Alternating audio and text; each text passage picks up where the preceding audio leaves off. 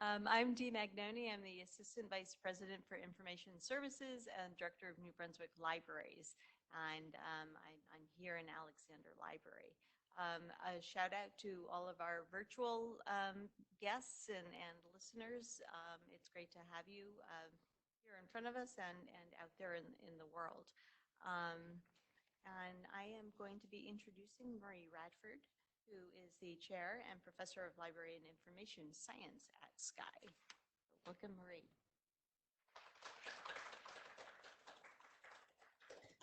Thank you, Dee, and great big thanks to Rutgers University Libraries for co-sponsoring this event and having our little refreshments for people who are here physically in person. Hello, big hello to everyone. Where's the camera? Back there? I'm looking for a light, When I usually do when you go do the broadcast news, something always, lights up. Just a big welcome to those of you who are joining us virtually tonight. It's definitely nice to be at home and also have your hot chocolate or whatever, in addition to things. I would like to say a big thank you to our other sponsors. So in addition to the Rutgers University Libraries, we're also sponsored by the New Jersey Center for the Book, the SC&I Alumni Association. We have the president, Katrina Soaf, who's here with us tonight. Beta Phi Mu, who obviously has hosted this as their fall speaker series for this year. I have to say that Beta Phi Mu is very close to my heart. I'm a former president of the National Beta Phi Mu, which is the honor society for those who are very, very high honors in their library. And I think that Megan's going to talk about it, how you all of you students could become members of Beta Phi Mu is by being excellent in your courses and also being very productive as researchers and scholars and leaders in your term here with us. And also our Department of Library and Information Science. I bring greetings from Dean Potter, who's unfortunately not able to be here with us tonight, but he's been extremely supportive of our Library and Information Science Department and the MI program. We are right now this semester searching for 3 additional tenure track faculty. And we are very, very excited to have 3 more tenure track lines. Last year, we also hired 3 new, 3's our magic number. We hired 3 new faculty members last year as well. So our faculty is growing, as are the number of our programs and the number of our students. So numbers are up and we are growing. And with that, I would like to introduce the president of our Beta Phi Mu Omicron chapter, Megan Darling, who's going to say a few words. Hello, everyone. I'm Megan Darling. I'm the president of the Omicron chapter of Beta Phi Mu. I'm here in Rutgers. So as Marie said, we are a National Honor Society. Just to tell you some of the things that we do, we are part of the Fall Colloquium. It's part of one of our fall speaker series, as Marie said. We also give out scholarships in the spring. So for current students, please keep an eye out on your emails for the application, which will be coming out sometime March, April in the spring. We always encourage everyone to apply. To become a member of Beta Phi Mu, it comes with a recommendation from a professor for students that are high achieving and are also involved in events on campus and in service projects for the profession. So if this is something you might be interested in the future when you graduate, get involved and study hard. Keep an eye out for the scholarship application. Okay. So I am also here to introduce tonight's speaker, Rebecca Smith-Aldrich. She is the executive director of the Mid-Hudson Library System in New York. We're very excited to have her here. She has a very long list of accomplishments, so I'm just going to highlight a few. She is the co-chair of the American Library Association's Special Task Force on Sustainability. She's the co-founder of both the ALA Sustainability Roundtable and the New York Library Association's Sustainability Initiative. And she is the author of Sustainable Thinking, Ensuring Your Library's Future in an Uncertain World. And we had an opportunity to talk with Rebecca a little bit earlier today. So I can also share some fun facts that she attended 3 library schools. Earlier this year, she was overseas in Europe doing sustainability presentations over there. She has been to a New Brunswick library but it was a public library. So she has never been here at Rutgers. So without further ado, if you could give her a big welcome for her first Rutgers visit and presentation on sustainable thinking for the future of libraries. Well, good evening, everyone. I know you're not just here for the free wine. I know it's all about sustainability and hearing what I have to say today, but thank you for coming out. I think it's awesome to see that people are in the room as well as online, but it's easier for me when you're in the room, so thank you all for being here. I wanted to give you just a little context for where I'm coming from and what I've been doing for the past 20 years and why I do what I do. But then really just talk about sustainability and how I think it applies to libraries and why I think it's a really important thing for us to focus on in our profession. As individuals, absolutely, but also as professionals and making sure we're leading from wherever we are, whether as a student or faculty or once you are out in the field in the working life, wherever you find yourself, there's going to be a way to be a leader on this topic, and we desperately need you to be a leader on this topic. So if you're not convinced, by the time you leave here today, I will buy you a beer and I will convince you later. But I just wanted to share that for the past 20 years, I work with public libraries. I work in a public library system. I've worked with 66 public libraries in New York for the past 20 years, but I've consulted all over the country primarily on these three ideas of how do we make libraries as vital as possible? How are they the most important to your life so that people will believe in libraries and want to invest their money and their hearts in libraries? And how do we make libraries really visible so people understand that they're there in their communities and their schools and their higher education institutions and really find them as part of their daily life, which is harder than you might think once you get out there. And the whole idea of being viable. Do you actually have the capacity as a library to meet the needs of the people that you serve? And that can bring a whole host of things into play. So I've had the pleasure of working on helping new library directors figure out how they're going to do their job and doing trustee education for the volunteers in our communities who govern our libraries and building libraries that actually meet the needs of our community. So you might have noticed I have a couple of initials after my name. I'm a lead AP, which is a leadership in energy and environmental design accredited professional. So making sure we build buildings that are healthy for the people who use them, both the staff and the patrons. So that's really where the sustainability stuff started coming in, is when I really realized everything I was doing was leading up to this idea of, are the libraries I work with worthy of investments? Because in New York, we have public votes on budgets. And every year we're going out there saying, will you tax yourself more for public library service? And when less than half of your community has a library card and only 12% of them actually use that library card, but everybody in the community gets to vote on whether or not to tax themselves more, you better be an awfully good library to convince people to vote yes. So that's been getting harder and harder to convince people to vote less. There's a report that was highly interesting to me. Maybe you picked up on it and work you've been doing. It was a longitudinal study, meaning that it was done first in 2008, and they reissued a new version of this study in 2018, really looking at voter perceptions of libraries. So thinking about out of the gate, when you go out to vote yes or no on a library budget or a library capital referendum, how many people would automatically vote yes? In 10 years, we lost 20% of those automatic default yes voters. That means we have to work way harder to get people's attention, to make sure they understand why we're a strategic investment in their lives and the lives of their community. And as you look down these talking points out of this report, of course, I pulled the ones that make me the saddest to share with you this evening, but I'm sure they're bumming you out as you're looking at them too, right? When we take a look at things like a 15% decline in the number of yes voters, 40% decline in the number of voters who think that librarians are well known in the community. So losing that market share of respect for expertise in our local communities. This first report, when it came out in 2008, librarians were seen as the reason to vote yes for libraries. People really highly respect librarians and the information professional work that they do and the youth services librarians, and we've significantly lost that professional reputation that we used to enjoy. And then at a lesser level, we're seeing dings all over the place, right, about how essential people think we are. So it really does speak to the fact that we do have a PR problem in libraries. Most people, when you ask them, when I say the word library, what's the first thing that pops into your mind? What are they going to say? That's right. They're going to say books. Has it ever been about books?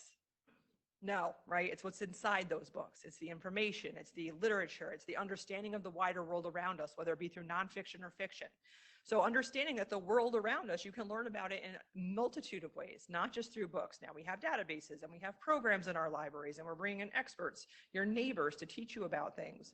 Widening people's understanding that we're a knowledge institution, not a book repository, is something that we all are contending with, right? We all see those articles that come out somewhere in some major city in the United States that say, You might have think your public library is dead, but wait, something really clever just happened at your library. They've got cake pans, right? And it's this pattern you'll just see over and over again in these articles. It's actually kind of humorous at this point. There's at least 3 a year that come out over the past few years. But in my mind, not only are we not about books and we're about knowledge, but I also think we're incredibly hope focused. And I use this word a lot because when I was learning how to pass budget referendums, I didn't start out as a political strategist. We hired a political consultant to teach us how to get libraries elected. And she was telling us that when you do messaging for libraries, when you go out there on any kind of political campaign, either getting the library elected or an individual elected, you either pick your messaging from a place of hope or a place of fear. And she's like, where are you going to come from? And I'm like, duh, we're libraries. We're beacons of hope in every single community that we serve. So coming from a place of hope, where you give people the hope of a brighter day, that you can learn more about the world around you, you can help your kids do better at school, you could learn more about your own history or your own culture, that gives people hope that they can understand themselves, their neighbors, the wider world around them in a way that helps them contribute either personally, professionally, or as a family member or a community member in a way that makes the world a better place. Does that resonate with anyone else in the room? All right, I got 4 people with me today. Extra wine for you, it's out there. So when we think about what the world needs right now, we think about this massive place we live on, right? Hurtling through space, even though it feels very stable right now if you've only had the 1 glass of wine. This is actually a massive ball of disruption right now. When we think about all the things going on in our worlds, from technological disruption, economic disruption, social disruption, political disruption, and biggest of all is environmental disruption. And we think about climate change and the changes it has wrought on our planet. It is the thing that will trump everything else that is going on. That's very clever that you know how to use Venmo. But when the grid goes down because there's no power, that might be a bigger problem, that we don't know how to pay for dinner together the next time we go out. So if we really take the right perspective on the world, the thing we should all be most concerned about is climate change right now, because that is the thing that will disrupt everything else far more than the little things that we're seeing happening on a daily basis. They might not feel little because they're much closer to home. And we think about economic disruption and technological disruption. In New York, we had 2 ransomware attacks on library systems that brought down the library systems for close to 3 weeks. That's huge. That's very disruptive short term. Long term, environmental disruption is really what everybody should be paying attention to, understanding how it's going to impact your local world as well as the global world. So I was just thinking about the most recent disruption we saw environmentally were the wildfires in California. How many of you followed that in the news? Absolutely horrifying, right? Can you imagine your home being in the path of that and just totally feeling hopeless? That you have no hope of stopping that from just engulfing your house. Totally clearly tied to climate change. You hear the firefighters talking about climate change. You hear Republicans talking about climate change. Everyone talks about climate change in California because they're seeing firsthand what it can do, the devastation it can wrought.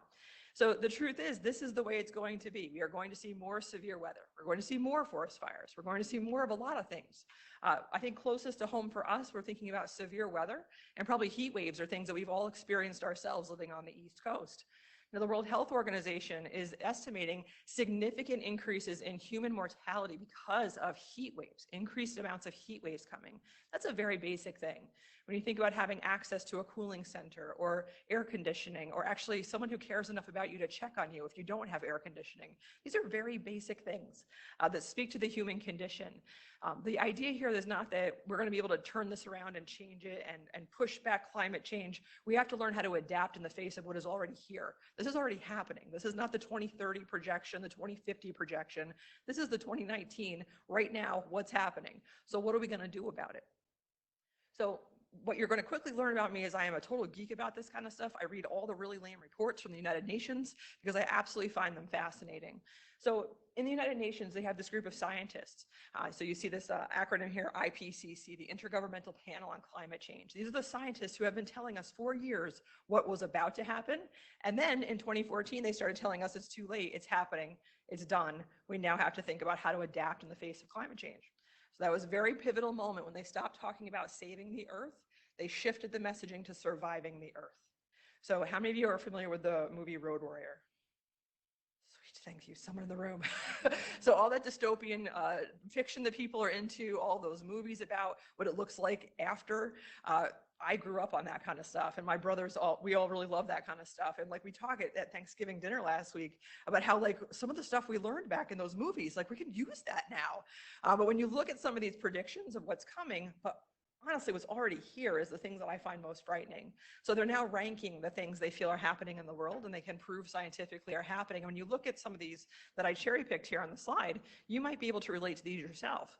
Those of you who have lived on Long Island or Queens during Superstorm Sandy, you definitely saw devastation at a scale we had not seen in our lifetime. We're going to see more severe. What's that? Jersey too. Yeah. So low-lying areas being submerged. We saw flooding. We saw coastal erosion. We're going to be seeing more and more of that. Knowing that people's health is, if they have health problems, are being exacerbated by air conditions, air pollution, that we already are seeing this. So very high confidence really means that, yeah, that's already happening. We already know about that. So the high confidence, this is the one that really scares me, is the idea of food scarcity. And this was something that seemed very other to me. That must happen in other countries, but it happens right here in America. It happens right in New York. When we convened our New York Library Association Sustainability Initiative, we had a director of a library from the center of the state in Syracuse, and she lives in a food desert where she actually had to convert some of the land that the library owns into a community farm so people could grow their own fruits and vegetables. You can actually use your library card and rent space to grow your own fruits and vegetables. And half the land is for the patrons and half the land is for the community. So other people come in and learn how to farm and grow food for the local food pantries and shelters. That's a library service, right? Very interesting thinking about the shared economy model being extrapolated into some of these areas to address the adaptations that need to happen in the face of what's happening environmentally. So whenever there's scarcity of issue, whether it be clean water or clean air or food, you're going to see conflict. For anyone who went through Superstorm Sandy, my friends on Long Island were telling me very quickly it got ugly at the gas stations. When gas started to run out, people got pretty vicious about where they were going to get gas to do what they needed to do, to run their generator, to get off the island, whatever it happened to be. So this idea of violent conflict is not new in our world. We see it, but usually it's in other places. It's not in our backyards. And this is something that they're saying is actually increasing in confidence. We are going to be seeing this happening in our world. So as you think about where your food comes from, and I understand you had a speaker not too long ago who talked about food justice, about where your food comes from, how does it get on your plate, what do you focus on eating, do you know where it came from, do you know who grew it, were they treated fairly, and how that food got in your plate, you all of a sudden start to understand this holistic sense of how the world works, and how when you tip the scale on one of those angles, things fall apart much quicker than you might think.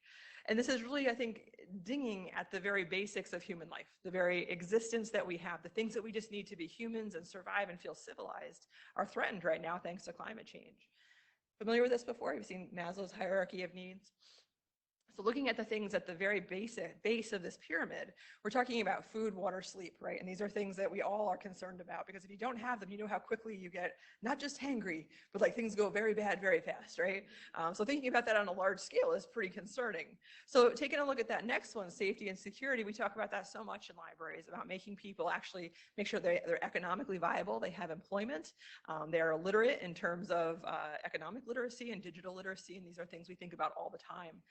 In my research, what I've learned over the past 10 years, it's the middle of that pyramid that is the most important thing for us to focus on, to make sure that we actually have people who know, respect, and have understanding for one another and feel like they belong to a family or a community or something, that they're not isolated in this world. And that's for two reasons. One is just for the security of making sure you know someone cares about you, will check on you, that you're part of a network of information, that you can find out what's going on, very critical to the well-being of somebody. But also for something we're going to talk about more later, which is social cohesion, is making sure there's actually a community in the community, that we're not all living in our own homes on Netflix, but we actually come out sometimes and talk to one another and figure out how to solve problems locally. This is actually going to be the keystone of how we adapt in the face of climate change and what's coming. So before, when I was talking about how I think libraries are really about hope, how many of you know who this young lady is? Greta Thunberg, right? We all watched her this summer. We're like high-fiving her virtually, like all over the world. But this quote so got my attention last year when she spoke at Davos, which is, if you're not familiar with that, it's a very high-level economic conference with people who are extremely wealthy, extremely influential in the economic sphere.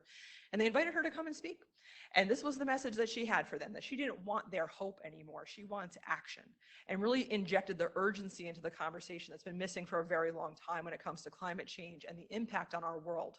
And so really hearing someone say, like, That's very nice that you think that we're all hopeful, but I'd like you to do something. I want you to act like the house is on fire because it already is. And not smiling while she said it, not making a joke about it, but making sure the severity of that issue was driven home to people who are in a position of power to do something about it, which was very motivating to other people her age. So seeing the youth climate marches in the recent fall, this was pretty cool. Seeing kids who are like, I'm not waiting for you anymore to figure this out. You've had enough time. You need to act more quickly. What's going to happen next? And the first thing I thought of is, what are they thinking about the adults in their life who are not paying attention to this issue, who are not acting when they now have the chance to make different decisions? You all have the chance to make different decisions about every little thing that you do. Are you doing your best? And most of us, when you take a hard look at what you're doing, sometimes you could be doing things differently. You could be speaking up for different things. So understanding this need to activate on this issue in a much more serious and focused way than I think we all have been thinking we had to is incredibly important. So that is the work that I've been focused on. And I know Megan said the word sustainability like 40 times introducing me, but why I thought it was important for our profession to mobilize on this issue, because we are all incredibly influential.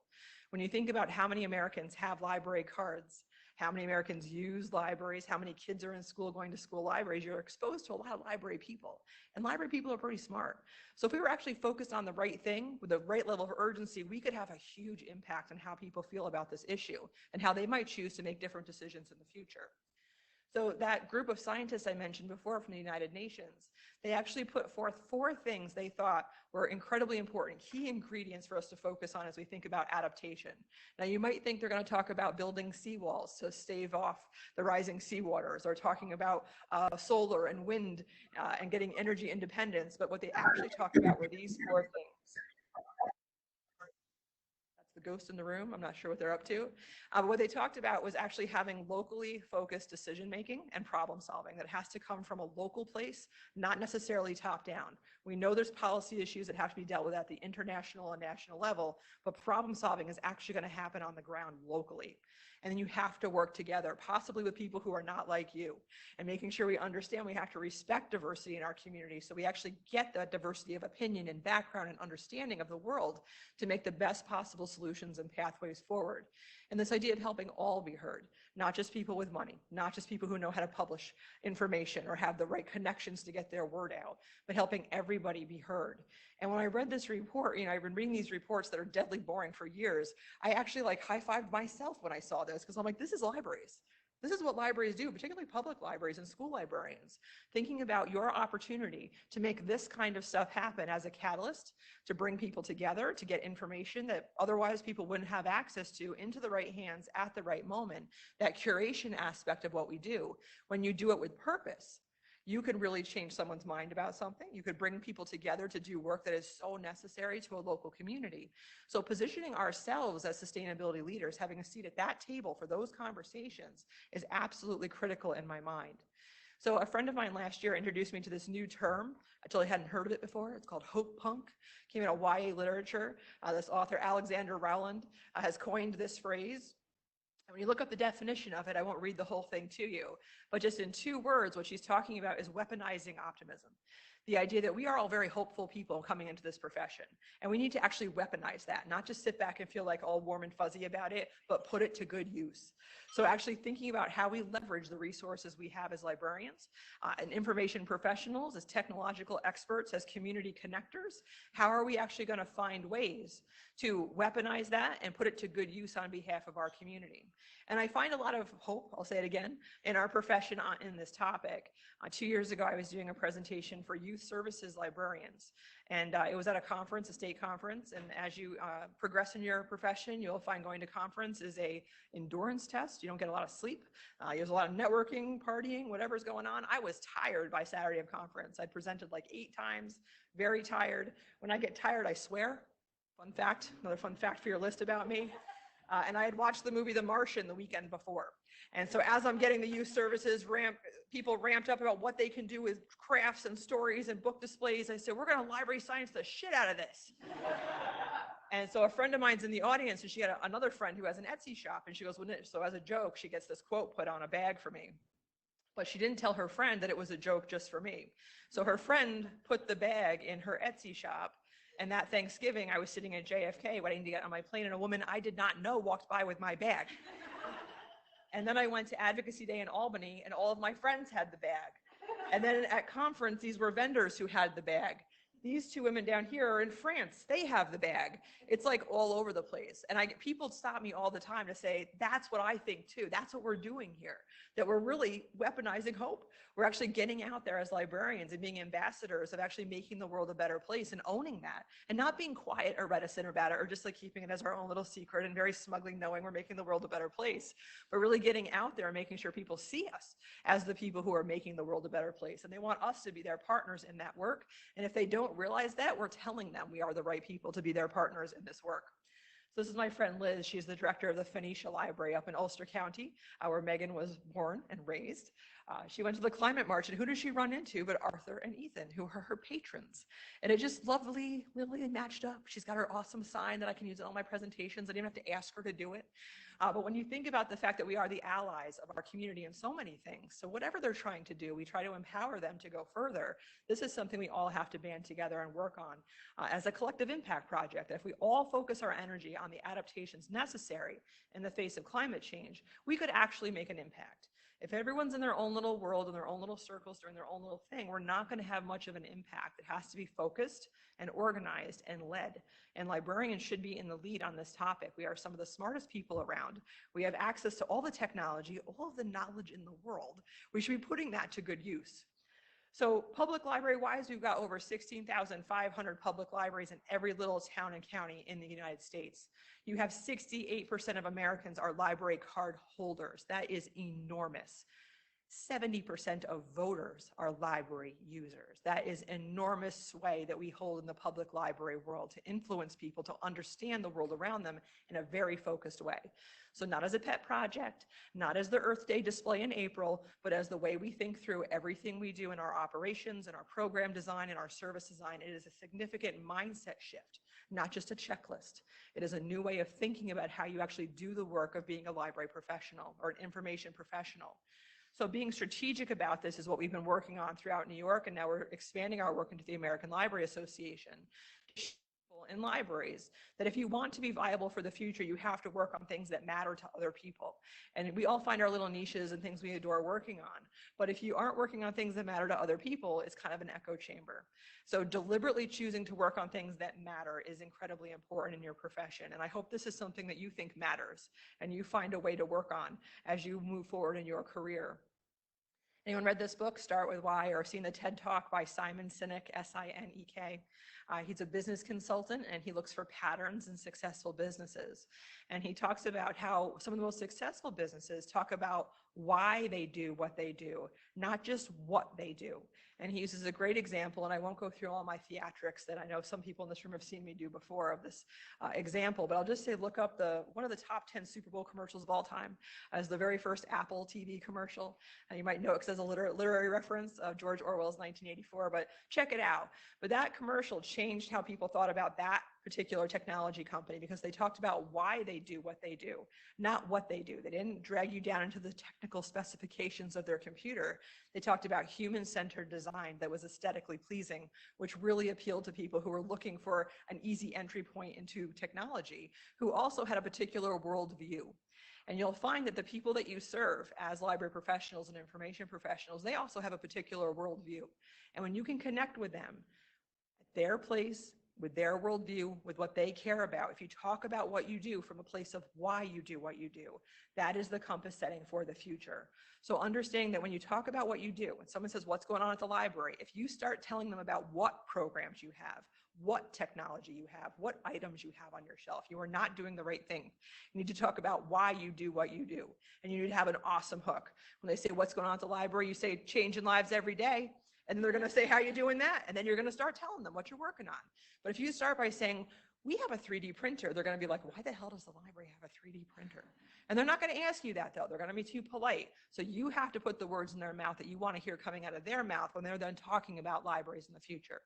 So strategically, you might have figured out that I think sustainability might be a place for us to put some energy and hope. So somehow I convinced the American Library Association that sustainability should be a core value of our profession. So in January, we saw the Council of ALA pass a resolution that adds this to our list of core values as a profession.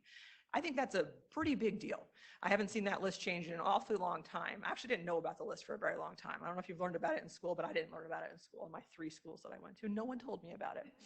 So now this is on the list, and it's a pretty big deal because now people are wondering what the hell that means. So we've been working on helping to educate them about this list, that it exists. If you haven't seen it before, here it is. I'm sure you'll get the slides after tonight. But sustainability is on there for a very specific reason, because we want people to have it as a value statement in the work that you do. So if we work to have a common definition of sustainability, we find that people use that word an awful lot in a lot of different contexts, and we think it's really important for us to actually agree on the meaning. So we've adopted, both at the New York Library Association and the American Library Association, what's called the triple bottom line definition, because it's not a zero-sum game. You have to understand it's about balance. We're talking about people, we're talking about systems, we're talking about biology and ecology. So you can't just go all in on one side of things without understanding you're going to affect something on the other end of the equation. So the balance here of the triple bottom line is making sure that we find the balance amongst not only environmental stewardship, but economic feasibility and social equity. So when you think about, let's just take a product, and the example we like to use is for public libraries who buy summer reading program incentives. If you aren't familiar with this, there's summer reading programs to help kids retain their reading levels over the summer. If they read a certain number of books, they get to pick a little prize out of the treasure chest. Remember that from being a kid, reading at the summer reading program? And usually it's like a piece of crap. It's like something that was super cheap.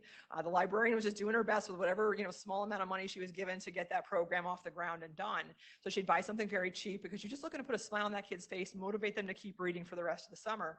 And the parents like, thanks so much, because they knew they were going to throw that out in about 3 weeks and the kid lost interest in it. But what if you shifted your thinking, like a library in Nassau County, which is where I came from this morning, was telling me they actually decided to raise some money for the summer reading program like they always do, but instead of buying stuff, the kids would earn a ticket every time they read a certain number of books. And that ticket was good for a vote at the end of the summer to vote where to donate that money in the local community. So the kid got that same bump of like being rewarded for reading, and then actually got a wider view of how to be a part of their community and make a nice choice on behalf of the people that they live with in that community and be a good neighbor. The businesses got great PR about it. It was the same amount of money the librarian would have had anyway. And the kid all of a sudden is civically engaged and thinking bigger about the place that they live. That's one example. I want you to think about everything. Think about every choice you make. Think about your organization. Think about the stuff you buy, the buildings you're living in, the cars you drive. If you use this lens through which you make decisions, you might be making better decisions on behalf of everybody. So it might be all the little things adding up to the big stuff that actually make the world a better place. So I just encourage you to think about it as a lens through which you make decisions. We have a whole program I'm going to tell you about in a few minutes that we're helping libraries do this holistically throughout operations, program, and service design. But it's a big lift to ask people to think this way about everything you do. You can slightly feel crazy as you start to try to do this. I know I do. My husband and I spend like twice as much time at the grocery store than we used to, because we're constantly like, where did that come from? How did that get here? Who made it? Were they paid a living wage? We get really worked up about it. But you want to make sure you're investing in systems and products that are treating the world and the people who help make those products well. And if you believe in that, you should be financially supporting that. But sometimes that's not fiscally sustainable. When you looked at a lot of the most environmentally sustainable products over the past few years, they were highly expensive. You might have wanted to buy into that, but you couldn't because it was too expensive. But as the market shifted and consumers were more interested in that kind of thing, you're seeing now more products that respond to organic food, energy efficient products, cars that actually don't need gas. These are things that you're seeing growing in interest because there's an economic benefit to the companies that make them, because consumers are driving demand for those things. So it's just another way to think about how the world works. Sometimes they call it the three-legged stool, because if one of these things is out of balance, the stool will tip over. So another way to think of that. So anyone like being in committee and wordsmithing by committee? Or do you like writing by yourself? A little both. I like writing by myself, but I had to run this committee and we had to come up with the definition of this idea of sustainable thinking. So what we did is try to boil this down into the concepts we were just talking about for libraries. The idea of sustainable thinking is that list of core values that I flashed in front of you, making sure you're aligning the resources of your library with those values so that you're putting them towards the things that matter most to your community.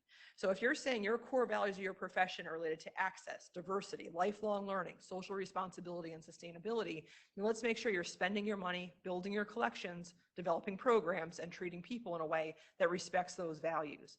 And then let's mobilize that and activate it to actually help create more sustainable and resilient communities. And not just in a way that creates a bunker mentality of like the worst is coming, let's all try to adapt and be the road warrior, but actually figure out how do we have fun and be energized by this idea of problem solving in the face of these enormous issues that our communities are faced with. Can we bring the fun to this aspect as well as something that's incredibly important to the work? Because it's really depressing reading what might be happening in our very near future and what's already happening in our world.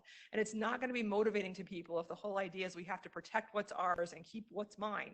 We have to find ways to help people work together to do this work. So this is the whole idea behind sustainable thinking. That again, it's not just a checklist in April on Earth Day, that we're thinking all the time about how to align what we do with what actually matters.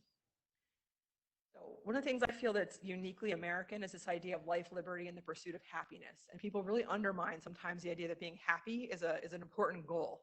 And those people who understand that, they have great lives. They figured it out. They like crack the code to life of being happy. So when we think about life, liberty, and the pursuit of happiness, how do you actually codify that? How do you create a metric to figure out how to make communities and people more happy? And why is that so important to what we're doing in the future? So another report I always keep my eye out for every year is the World Happiness Report, where they actually did create the metrics for how to measure how happy a country's people are. So they use what they call the 4 pillars, which you see here on this slide. So when we're focused on actually measuring the socioeconomic, how socioeconomically sustainable and equitable a country is. How environmental conservation is at a centerpiece of the work that they're doing. Do they care about the physical environment that people live in or not? Are they actually preserving and promoting culture? And are they practicing good governance? And these are all things we see reflected in library work as well. We play a critical component in many of these things. We contribute in great ways to particularly all 4 of these. Do we talk about ourselves in a way that makes that obvious? Not always. We don't always do an awesome job at that. But that might be something to work into our vocabulary to contribute, how we contribute to the happiness of a community, which might be in America undervalued. So there might be different ways for us to talk about this. And we're seeing this work starting to be done on the West Coast, in California, in Santa Monica. They got $1 million grant from the Bloomberg Foundation, and they created something called the WellBeing Project. And I know the font is really tiny, which is why you're going to get these slides later. But I encourage you to take a look at these 5 dimensions they've created to help define the well-being of the residents of their city, because these things tie very well into the work of libraries. And we might start thinking about talking about what we do in these categories and using these same metrics. Are we helping to enhance civic life by getting people registered to vote? Are we helping to create opportunity by supporting small business owners and entrepreneurs and people who want to be the next tech guru? Are we figuring out how to increase the healthiness of the people in our communities, making sure they're active, they're engaged, they're engaging with the outdoors in a way that they're actually eco-literate, so they understand why a policy might be very bad for people that aren't just them? These are all different ways for us to think about the future. So I just encourage you to check this out. At the very least, it's just a very interesting way how to categorize the work that needs to be done. And again, at that local level, which is what the United Nations said we need to focus on, the local level, working together, respecting diversity, help all be heard in these ways. So the future role of libraries, and trust me, I will talk about this forever if you let me, but they told me I have to stop at a certain time tonight. But these are the 2 things I keep coming back to, this idea of being a catalyst and a convener. Being a catalyst by modeling the behavior that you would hope to see, whether it be in our policies, our human resource policies, or how we actually run our buildings, how we build our buildings, how we treat our staff. These things are all being a catalyst, a model for people to follow the way that it really should be done. And you are on the cutting edge of thinking about this right now, which is really important to the future. Or being the convener in a situation where we know things need to get better, but you might not be the person who makes that decision. You might not have the sphere of influence to actually change something that needs to get better, but can you convene a conversation? Can you bring the right people together in a room? Can you buy that collection that you can get into the hands of the right people who need that information to convene and make better decisions? So whether it's, I think, that role of just going forth and doing the right thing, or recognizing there's a problem and saying no one else is doing anything, well, I could do something about that, and not waiting for other people to do it. We don't have time to wait. We have to actually make these things happen ourselves sometimes. So the other word, and I like alliteration, you might notice on the next slide, I got the CC thing going, I got the 3 E's coming up on the next slide. When we go back to that idea of the golden circle, the Simon Sinek start with why thing I showed you before, the second ring there is how we do things. And I think that's another critical thing for us to think about in actually being impactful and doing good work on behalf of our communities. The idea that we have to empower people is at the centerpiece of everything we do. You are empowering your patron, you're empowering your communities, whoever that might be, whatever setting you find yourself working in. But the whole idea of being an empowerment engine for the people that you serve is an incredibly important role, because it's taking us out of the passive realm that I think people think of libraries in, that we're just sitting there waiting for you to come ask us a question, instead of us understanding the needs of the people that we serve and proactively getting out there and connecting with them and showing them what we have to offer and helping them get to the stuff they need quicker than they might have had they waited for the light bulb to go off and understand the library is the place to be.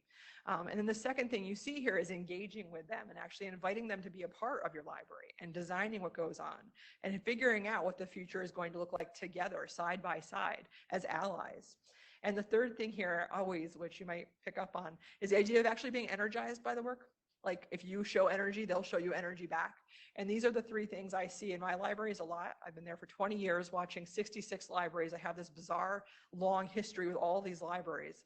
And the pattern that I've recognized as a library consultant is that when a library enacts these 3 E's, this is how they do business at their library, they get these 3 things back. They get a community that wants to empower the library to go further on their behalf. They will vote yes. They will volunteer for that library. They will pay out of their own pocket to make things happen. They will be engaged with the library. They'll listen to what the library needs next. And they're energized by what's happening in the library. They feel good things happening there. They see community created at their library. They want to be a part of that. So it's kind of a two-way street, and not like a hippy-dippy way, but it's like the universe speaks back to you when you put that out in the world. So this is the only quote I have in my office. I'm a really minimalist kind of person. I have a picture of my husband and this quote. That's all I got in my office. I'm new though, so at that job.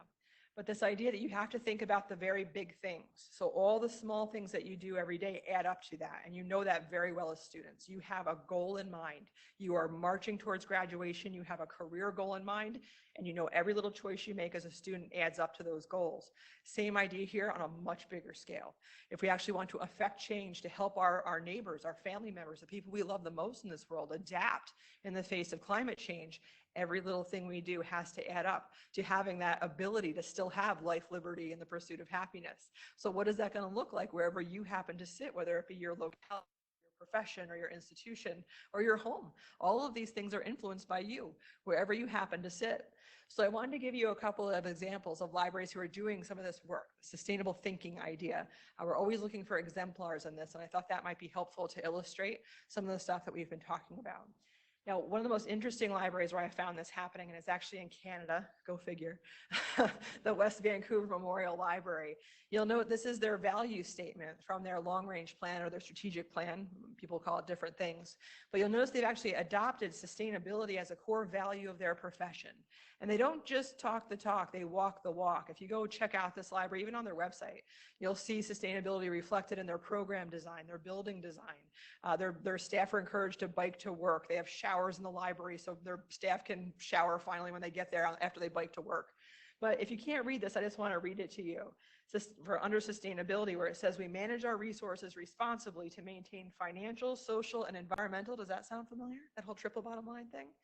The financial, social, and environmental sustainability for the well-being of our community.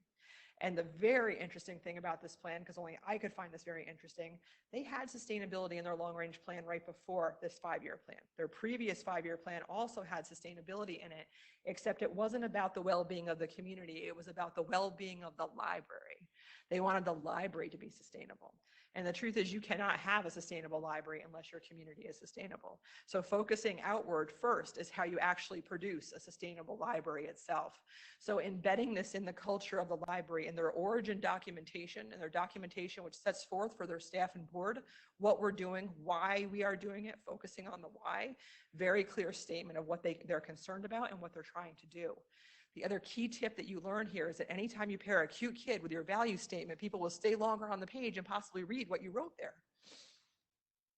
Another example is one of our friends in New York who just became the very first library in New York to be certified as a sustainable library.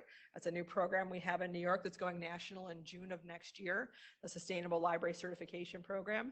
Their board adopted an environmental policy. So at the governance level of the library, the board is directing the staff to seek out products that are more environmentally sustainable. They're giving them the license to do that research, to maybe spend a little more if they have to get that higher return on investment for an energy solution. Maybe they have to replace the lights in the library. They could pay a little more for LEDs, but you actually get a higher return on investment for producing LED lights. So it's just changed the tenor of the conversations throughout that organization, every single department of that library. We're seeing more and more libraries focus on employee wellness programs. One of the things that we feel is incredibly important is to understand that how you treat your staff is a reflection of your institution's values. So your patrons, when they think about and they say, I love my library, what they are actually saying is they love the library staff. And if they see an institution that treats their staff well, that speaks well to the patrons of that community. So understanding the health and wellness of our staff is incredibly important in producing sustainable library services and thinking sustainably about the future. It's another one of those things that policy sounds so boring in libraries, but it's where you actually set the tone and culture of your organization. If you truly have a core value of social responsibility and sustainability, it doesn't just apply to your patrons, it should apply to your staff as well. This is the Hauppauge Library in Suffolk County, where I was last night. This is my friend Matt Bollerman is the director here. He's the co-founder of the Sustainability Initiative in New York. And actually the first counselor at large elected at the American Library Association for the Sustainability Roundtable, which is now the fastest growing roundtable in the association. They got so many members. We have representation on council. And we got that before we passed the resolution to make it a core value, which I think is super interesting. Sorry, tangent. Okay. He made a choice that when he was looking at his children's programmers, the food they were serving at the children's programs were like Rice Krispie treats and cookies. And he was saying, what does this say about what we think about our kids? We're going to hop them up on sugar and send them home. Good luck getting them to bed tonight. But he's like, what if we actually serve them fresh fruits and vegetables? And the children's librarians were like, well, they'll never eat them. We could put them out, but the kids aren't going to eat them. So they did a little experiment. They put out apples and Rice Krispie treats, and all the apples were gone at the end of the day, and maybe 2 Rice Krispie treats were out. The kids actually made that choice themselves. So they have fresh fruits and vegetables delivered to the library every week, and that's what they serve at programs for adults and children now. And it's changed the tenor of the relationship between the library, the staff, and the patrons, because they made that choice out of care and love for the patrons. And that comes through. When people see those little details of why you made that decision, they start to see the bigger picture of who the library can be in their future. So you might have thought I was going to stand up here and talk about LEED design buildings all night, which I totally can do, but we're not doing tonight. Sweet. Okay. So your building, if you are in a public library, an academic library, a school library, is one of the largest assets that you have. And we think about that message that you send through your buildings. You've probably been through classes or had assignments where you've had to assess the signage, assess layout, how the space looks, what messages you're sending non-verbally. One of the biggest non-verbal things we send is when we don't have a good climate inside our buildings, when we use materials that are harmful for the place that produced them, as well as the place they now live in your building. Also thinking very thoughtfully, if you ever get the chance to influence a building project, advocate hard for using a standard that makes a more energy efficient building, that makes a smaller carbon footprint in any way you can. These are all a variety of standards, many of them heavy on energy usage, but these are standards for a reason because they work. They actually produce outcomes that make buildings healthier for people, use less energy, use less natural resources. Now, Liz, who I showed you at the climate march, she's at the Phoenicia Library. They had a fire at their library in 2011. It was totally devastating, but resulted in a new library for the community, which is pretty fantastic. But they choose to use the passive house rating system to create a building that's more energy efficient without using very advanced mechanical and equipment. So they actually just build thicker walls and get tighter building envelopes. And then they have smaller mechanicals, and they have something on their mechanicals that I've never seen before, which is the party button. It actually says party button. You press the party button when you're having a party at the library, it increases the airflow because the building's so tightly designed to keep the cool air in or your warm air in that otherwise you'd be like suffocating in there. When more people come in, there's not enough oxygen. So you hit the party button. But it's so energy efficient Look at the gains they made here. They went from 1,800 square feet, paying $8,000 a year for heating and cooling costs, to a 3,200 square foot building, paying $1,200 because they made some very smart choices in how they built that building. It did not cost them any more to build that building than it did to build it in a traditional construction path forward. But long term, they're now saving thousands of dollars in this very small rural community up in the Catskill Mountains. So what does that say? That you care. You're thinking about financial sustainability. You thought about environmental sustainability. You thought about the people who actually use that space. It's the first public library in my system where all of the collection are on the outside walls. There are no stacks in the middle of the floor. And when we talked to the director about why'd you make that choice, she said, because that's where the people go. The people are in the center of our library. She wants people coming together and being together as neighbors. And the collection is off to the side. That's not the most important thing in her library. So I only have a few more minutes, so I just want to focus on a couple more things, and then we can do questions. So I'm going to skip past these couple things. If you want to know more about them, we can talk about them later. But this is what I think we need to focus on very much in the future, is how we affect change for social cohesion, which is helping people know, respect, and understand each other more.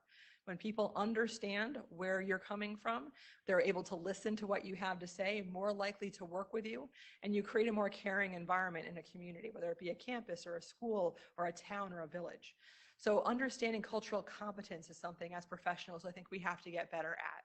We give a lot of lip service to being impartial or nonpartisan, or of course I judge everybody equally, but I think we have to take a very hard look about if that's true about our own personal thinking, in our policies, and how we build our collections. So any chance you get to do a diversity audit of a collection or really analyze your own personal thinking, look for this phrase, cultural competence. See if you can get some training in this. You might be surprised at your own findings, your own implicit biases you have. When you think about how you were raised and the people you grew up with and how you look at the world, it is not how everybody else views the world. It's not how everyone else lives in this world. So making sure we, I think, up our game on this is incredibly important to lead the way for our communities. If they see library staff doing this, building programs and services around this idea, it creates for more equal footing, for more people to come through your doors and feel welcome and feel represented, and that's what we need. Very cool new resource out of Wisconsin, which you might want to check out, the Inclusive Services Assessment and Guide for Wisconsin Public Libraries, but it's pretty universal. Nothing too special about Wisconsin. I'm sure it's an awesome place.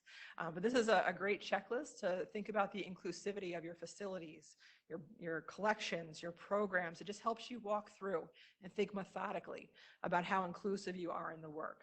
Because if people don't see themselves reflected in your organization, it's going to be pretty hard to be a catalyst and convener and have an impact on the way people are actually living their lives in the future. So I brought you a couple of more examples. I'm going to go through them kind of flashcard style. Examples of bringing people together who wouldn't normally get together. This is the block parties at the Anythink libraries out in Colorado, Rangeview District Library in California. They actually have block parties where they just close off the streets, invite people out, and they find little interactive ways to get people who normally would never talk to each other to sit down and have a conversation. This is the long table event in Howard County, Maryland, where they actually literally just set up a really long table, and it's a potluck dinner, and you sit down with people you normally wouldn't have dinner with and break bread and get to know your neighbors. This is up in New Hampshire, where in the world where their local newspaper died. So the library produces the local newspaper. They train teenagers to go out and be reporters. They report on all tax-supported organizations in the community, and they produce the local news. Here's my alliteration again. You are education, you're for everyone, and you're empowerment engines. And my last example I'm going to give you here this evening is one of my libraries, the Pauling Library. They had two young women walk through the door and ask the youth services librarian if teenagers could rent or borrow the meeting room space. And the children's librarian was like, well, I'm sorry, it's for people 18 and over to reserve the meeting room space. And she's like, but wait a minute, why? What do you want to do? And they said, we want to make the world suck less. And she said, good, that's what we do here at the library. And so she went and talked to the library director. They made an exception for the kids. Turned out the kids wanted to actually work with their peers to figure out what community service projects they could do to make their little corner of the world better. So the library was smart enough to give them the space, and they turned over the entire programming budget for teens in the library to the kids. and the kids decide on what projects to do. The kids use the digital media lab to make commercials for pets that need to be adopted in the community. They made, you see here, blankets for the homeless shelter. They make superhero kits for kids in the shelters. So they're really their ideal of what community could be. The library's empowering them through the platform of the library to make the world a better place, using the library as their partner to do so, which exemplifies completely this idea of sustainable thinking, to really help people use the library in a way they see to make the world a better place and be their allies in that work. So I know we want to leave time for questions. I want to show you two last things, but I don't want to make you dizzy as I jump through some of my slides we're not going to talk about this evening. But let's see. I just stop. I got to tell you about this. Repair Cafe. Do you have that here in New Jersey? Yeah, you got to have this. This is another thing that totally exemplifies what we're talking about. The Repair Cafe is neighbors teaching their neighbors how to repair stuff. So you're creating community, you're learning from the experts right down the street from you, you're keeping stuff out of the landfill, you're teaching people you don't always have to buy new, you can reuse stuff that you have, you can recycle things that you have, and it's a true cafe. Neighbors are just sitting around, talking to each other, having a good time. We've been to several of these in our area, and they totally deliver. This was started in the Netherlands. You can actually download their do-it-yourself Repair Cafe kit if you're in a public library and hold this yourself. Super cool. So I'm just going to flip to the end here because what I want to show you is where you can get more information and some of the stuff that we don't have time to talk about tonight. These are the resources from the New York Library Association. This is the Roadmap to Sustainability. You can get it as a booklet. You can download it right now on your mobile phone. We have it as an Android app or iOS in the iOS store. But it's a way to capture your own personal thinking about sustainability and how you want to apply it in your professional life.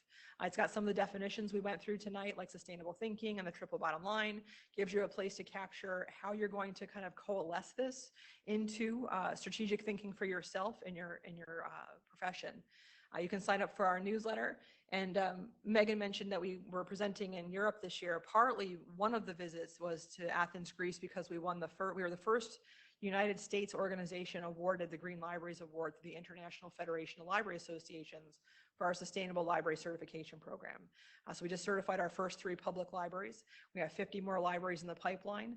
We just signed up our first 5 school librarians who are going to be certified next year. And this is the program we mentioned that's going national in June of next year. So nyla.org/sustainability, you can learn all about that good stuff. And then if you'd really like to see, I think, the national view on this, you might pick up the final report from the Task Force on Sustainability from ALA.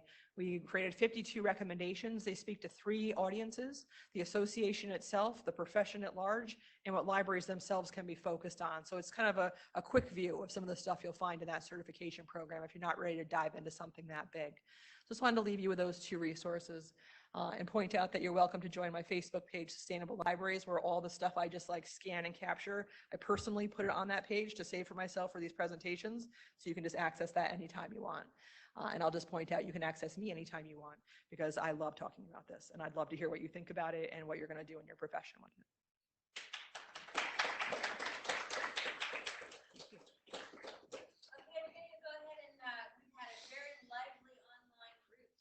Uh-oh. They got their own wine. We have several questions from Cool. the online group. We'll take those. So first question is from Caitlin. She says, I'm sorry, first question is from Chelsea. She says, Rebecca, do you think that as a librarian, we should dedicate a portion of our budget to sustainability? What a good question. I don't think you should devote a portion. I think you should devote all of it. I think all the decisions you make with that budget should go towards making more sustainable decisions. But maybe to get off the ground, you might need a little stipend amount to make some better choices, maybe create a sustainability team. That's what we did in my organization. And we gave them a little budget just because they want to try out things and pilot things. Like we want to do a composting program. We need a little money to get that off the ground. So I think seed money for projects, but what you'll normally find is you can use the exact same budget you have right now just to make better decisions. It's more about the mindset that you have and how you make the decisions. Caitlin asks, slightly similar question to Chelsea's. Rebecca, do you have any advice for how smaller libraries, especially those with limited budgets, can create energy efficient buildings and persuade community members to adopt sustainable lifestyles? So I think from the building perspective, usually your utility company will come and do audits of your building for free, or your state energy and development authority will have grants for audits to be done and make recommendations for how to make the building more energy efficient. So there's actually a lot of programs out there for small nonprofits to get that kind of work done. There's also checklists all over the place, from the EPA to the energy department to your, again, your state agencies as well. You could use the homeowner's checklist usually for how to make your home more energy efficient. Just use it for your library. It's not that complicated. There's a building, it has doors and windows, and they need to be airtight. But I think the idea of helping your community adopt more sustainable practices, there's two things I think of right away, which is how you operate your own library. Are you modeling behavior you would hope people would be using in their homes?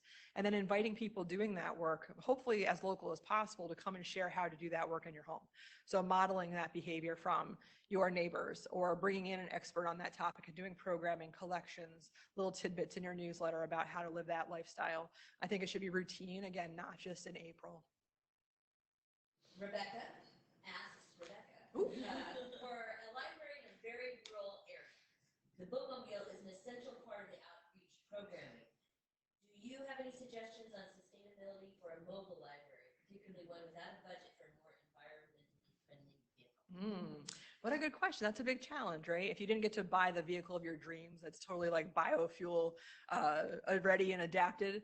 I would say thinking about, are you maybe raising money for carbon offsets that raises the awareness that you understand the footprint of the work that you're doing, but it's necessary work that you're doing.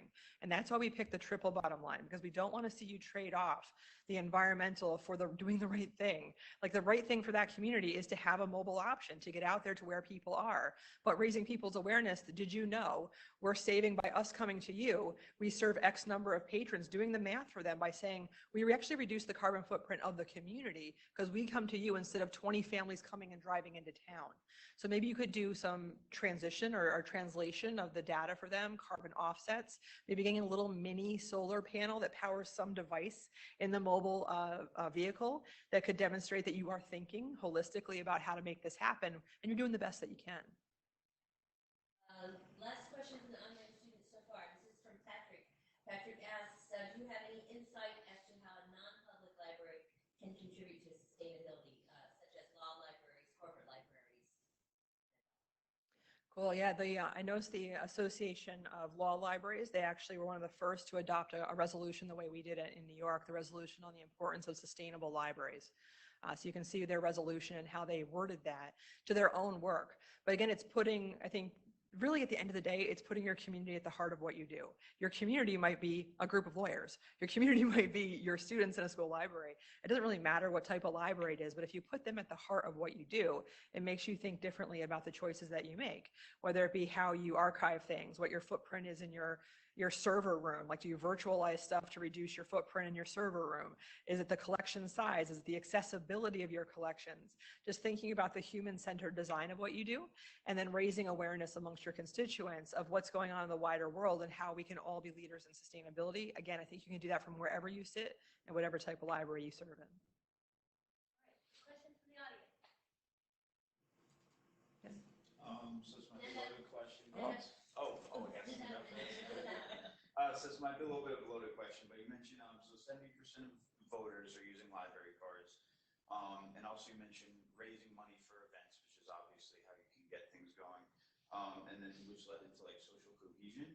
So, what ways have you seen people raise money for libraries, and how many of these individuals maybe are volunteers that are the catalysts rather than professionals in the libraries?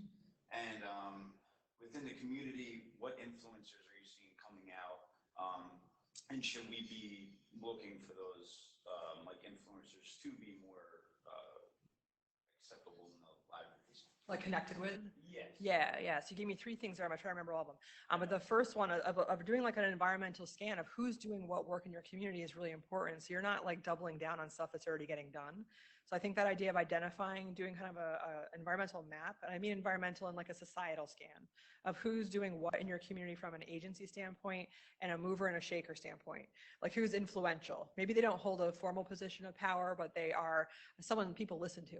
Or again, people who are doing work that are related to the things we're talking about. I think knowing who they are, being connected to who they are, making sure they understand the library is their ally on that work is really important. So totally, absolutely. Volunteer-wise, I'm glad you asked because primarily I work with library trustees who are all volunteers. So I have 600 library trustees in my system and there's 6,000 in New York. So they foolishly let me help write the trustee handbook for New York State Library trustees. And I threaded sustainability throughout that whole thing, understanding that they chose to give their volunteer time. They could choose any agency in that community. They picked the library and they picked the library for a reason because they believe good stuff happens there. So there are people who really are community minded and civically engaged. So they're the kind of people that with a little more information about what's going on in the wider world and how we can make an impact locally, which they're already devoted to, you can totally amplify that work. So we're definitely seeing trustees double down on the issue of sustainability. I talked at more trustee conferences last year than I almost did at library professional conferences. And we're seeing friends groups also step up. So I think you're totally on the right track with understanding that your volunteers, as always, help to amplify the footprint of the good work that you do. And the first question you asked me was about raising money, is that right? So were you thinking about specific programs related to sustainability in particular, or just in general for raising? I'm personally not in the professional realm, so Yeah. I do know grants and obviously funding. I mean, are there creative ways people are raising money for the libraries that are newer concepts? I think so. I think we're seeing we're seeing libraries adopt certainly online giving through, we just had Giving Tuesday this week and we saw lots of libraries getting in the game finally and figuring it out. But I think the most important thing are more like friend-raising events where you maybe don't raise a ton of money, but you raise a lot of awareness. So we're seeing libraries doing very creative things, getting out into the community and doing fundraisers in businesses.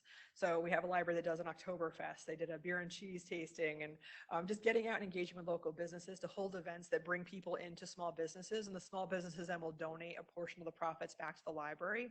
So it's doing multiple things at once there where you're engaging in the local economy, but also raising money for the library. We're always seeing little things. And I'll just, before I itemize everything, I'll say a great source to just get a ton of examples is the United for Libraries section of the American Library Association. They do a newsletter that's absolutely fantastic and they collect ideas from the network. So it's all the friends, foundations, and trustees from around the country, all the different fundraisers they do. It's a total gold mine of ideas. So I'd highly recommend that. But that's actually where I got my start in libraries, was helping libraries fundraise. So again, I could talk about this a long time, I'm sorry.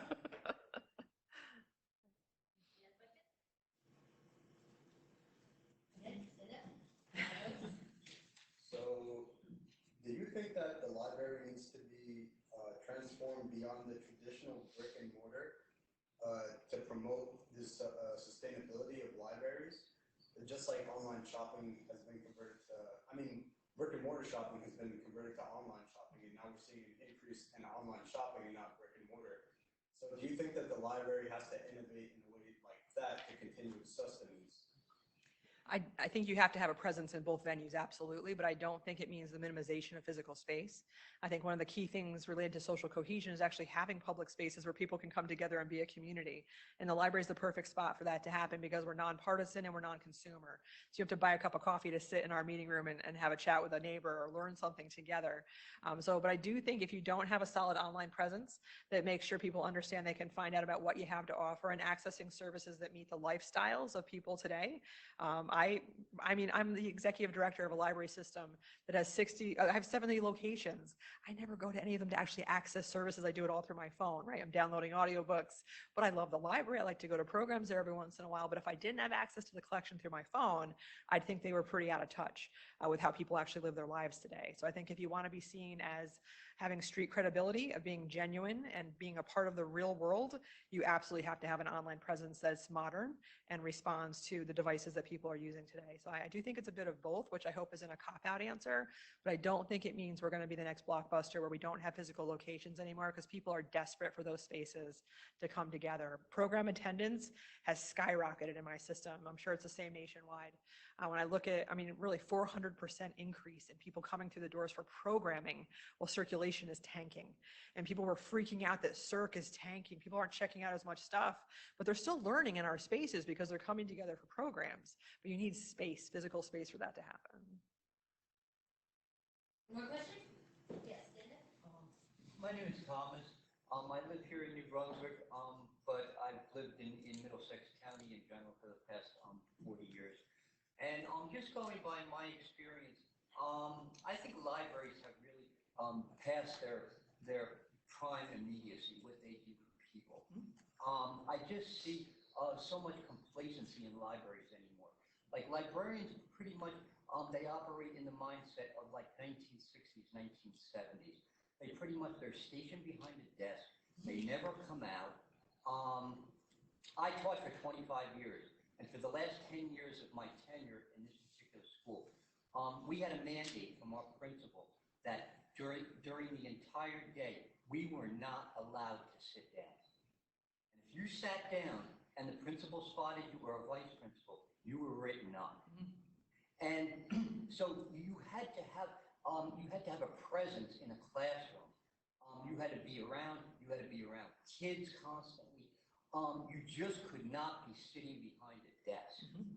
And I think that whole mindset, that whole philosophy has to be ingrained into libraries now. It just seems like it's a stagnant place that people go and they see a librarian who never gets out of a chair for 5 hours. And that to me is ridiculous. I mean, if that librarian has to be even around in the library, just hanging up posters, putting models up, conversing with patrons, just out and about is, that's what people want nowadays. They want communication, they want that interaction, in my opinion. The key thing I heard you say was that your principal set the standard. Your principal said you will be up, you will be engaged, you will be putting the kids at the center of what you do. And I think that's why we're having these conversations in this particular location, because the future leaders of our libraries need to set that standard and say we're going to be engaged, we're going to be energized by the people that we serve, even some of the people that really just drive you totally crazy. But I think that model, that desk-centric model of librarianship is going away. I do think so. And I think there's some people who haven't caught on to that yet, but I know in my libraries, I'm seeing excellent advances in that area. Matt Bollerman, who I mentioned at the Hauppauge Library, he just took all of his degreed librarians off the desk. He has clerks on the desk, and his more highly trained librarians who actually went to library school are the ones out in the community engaged, doing good work, doing special projects. So he's definitely a vanguard in that area, but I think we're going to see a lot more of that in the public library sphere. All right, let's give Rebecca a hand. Marie.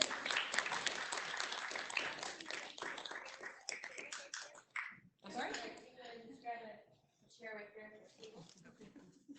Take a chair at the table. The Inquisition is about to begin now. The Inquisition is not about to begin. I just want to say, wow. Wowed me. I'm hard to wow. Thanks to Megan, darling, for suggesting you. And yes, Megan. This is what you get to do if you are active in Beta Phi Mu. You get to bring wonderful speakers here to Rutgers.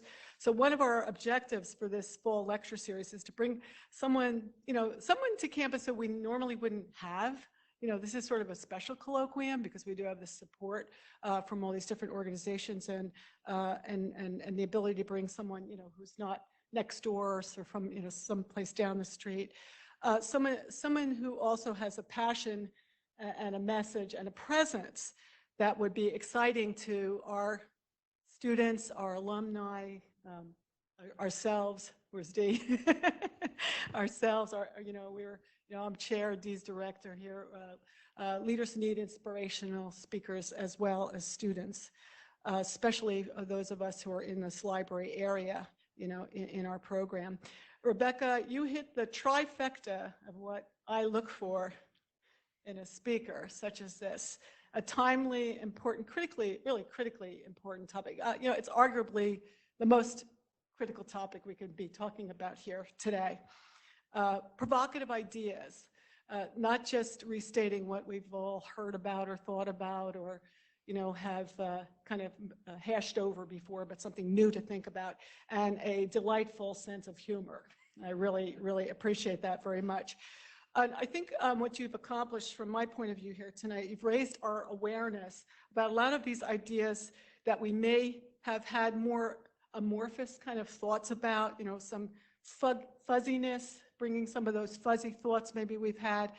Yeah, I believe in a sustainability, or I think that's important, and even small things that we can do on our point. But you really brought that into clear focus about some of the things that we can actually do, some of the things that we can actually bring to our visions of hope, hope in the world.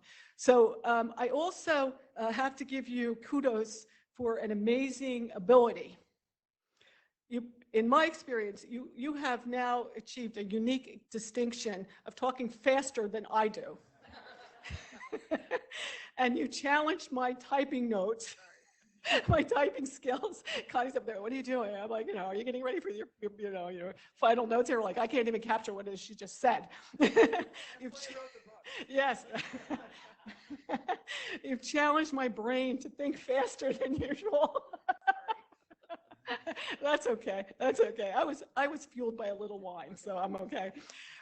Your speaking, your talk introduced many new insights on libraries, library design, which I think is a very hot topic. Thinking about how we can redesign our facilities to be more sustainable, to be more able to bring communities together and so forth. Also, programming ideas about what are some different ways to bring people together. There is, I really always mention this as one idea that I just love. In East Orange Public Library, they have a whiskey tasting event at the library, whiskey tasting event. So they could do beer, they could do whiskey, for sure. Plus you gave me a lot of homework. So I have to watch a TED Talk. I have to join a Facebook group. I've already followed you on Twitter. I have to relook at the NYLA website, which I've been a member of NYLA for a really long time, but not recently because I was in New York at Pratt Institute for 8 years. Plus now I have to download your slides so I can study the small print. I have to do that as well. But really very serious issues were discussed here tonight: sustainability, climate change, the impact of libraries, on our world and on each and every member of our community. And by the way, big kudos for getting me to pay attention to Maslow's hierarchy of needs. I haven't thought about that since I was an education major, College of New Jersey. Many years ago, but looking at it differently to how it applies to libraries. I loved your pointing out to us the importance of looking to the middle of the pyramid, the importance of love and belonging and a sense of connection that I think are really endemic to libraries and the library profession. And I really also love the hopey changey thing, the message about hope, that libraries are about hope, beacons of hope really to everyone all over the world. We're living in this big political time of division within our country. And we're also, I think, feeling a time of great trauma, that we all feel very traumatized by this climate change. I was shouting out about New Jersey during Sandy, especially people who are living on the coast, the libraries especially on the coast and nearby to Staten Island and so forth, but also inland. I'm in Morristown, our town was without power for 13 days. Almost every tree on my block is down. And it's never, it's not coming back. They just cut them down and left them. So there's a lot of really important work that was done in libraries in New Jersey, and I know in New York as well, that then became those real community centers that people kind of think about libraries as being, but as being that place that people did retreat to. If I could do a shout out to Michelle Stricker at your state library, New Jersey State Library, some amazing work on community resilience. There's a slide, I'm sorry, I didn't have a chance to get to, but the New Jersey State Library has amazing resources for disaster preparedness for libraries. Such good work. And I think a lot of planning after the fact has been done in disaster. I know that a lot of planning after the fact for disaster planning that's now has come as a direct result of a lot of that work that was done at the state libraries and by librarians all over the state.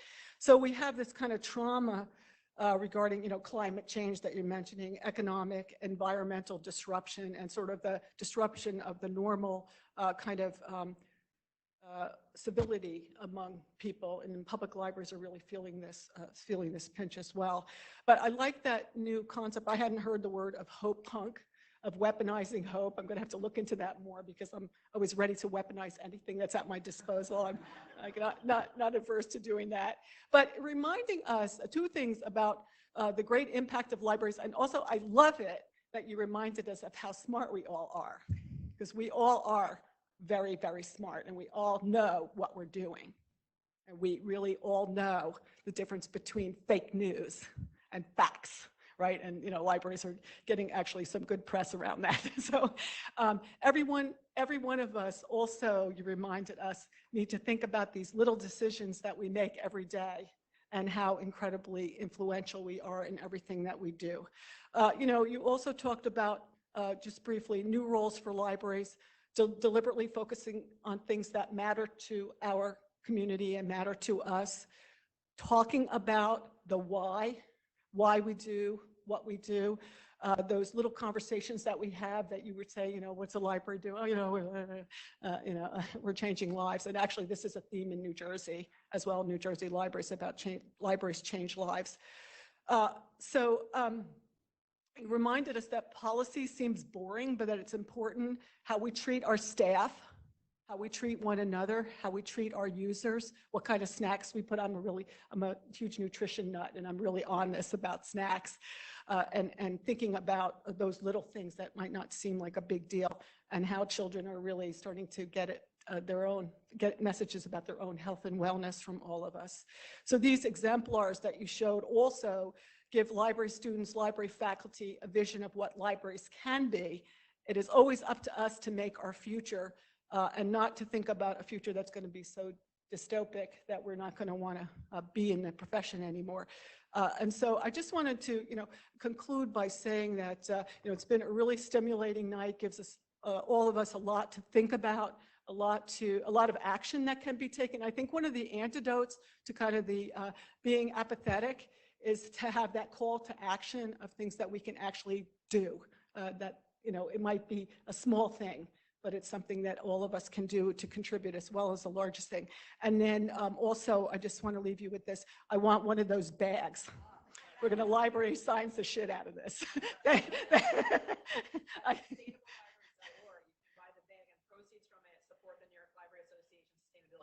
Excellent. Thank you, Rebecca.